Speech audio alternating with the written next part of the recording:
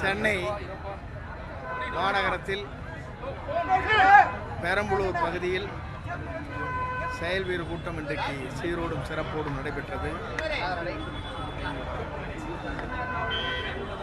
நம்முடைய பொதுச் செயலாளருக்கு வேண்டுகோள் வைக்கின்ற வகையில்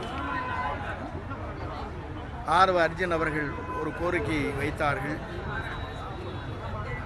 இந்த கோரிக்கை கேட்டவுடனேயே இருக்கின்ற செயல் வீரர்கள் அத்தனை பேரும் வானத்தை பிளக்கின்ற அளவிற்கு கோஷங்களை எழுப்பிய காட்சி இங்கே கண்டோம். இதே நிலைதான் தமிழ்நாடு அனைத்து தொகுதியிலும் இருக்கிறது. அனைத்து தொகுதியிலும் நம்முடைய வெற்றிக் கழகத்துடைய தளபதி தான் போட்டியிட வேண்டும். 234 அவர்தான்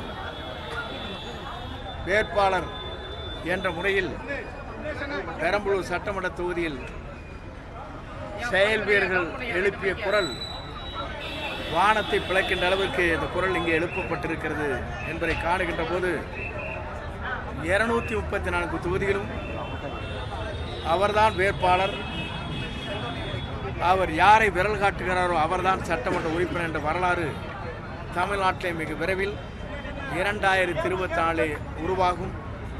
அதை எந்த சக்தியாலும் தடுக்க முடியாத நிலையை மக்கள் சக்தி உருவாக்கி காட்டும். தேர்தல் வருகிற போதே நமக்கு தெரியும்.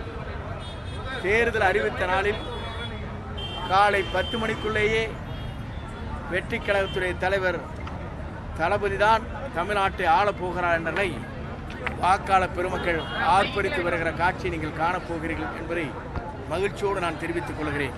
1,26,00,000 மனங்களை வென்ற தந்தி டிவி யூடியூப் சேனல். தவிர்க்க முடியாத தம்ப்நெயில்ஸ், கலக்கலான கான்டென்ட்ஸ். நீங்களும் இந்த குடும்பத்தில் இணைய இப்பவே சப்ஸ்கிரைப் பண்ணுங்க. அசுரபலம் கொண்ட எங்கள் டிஜிட்டல் கரங்களில் உங்கள் விளம்பரங்களை சேர்க்க வாட்ஸ்அப் பண்ணுங்க. 8939888838. Email advttv@dttv.in.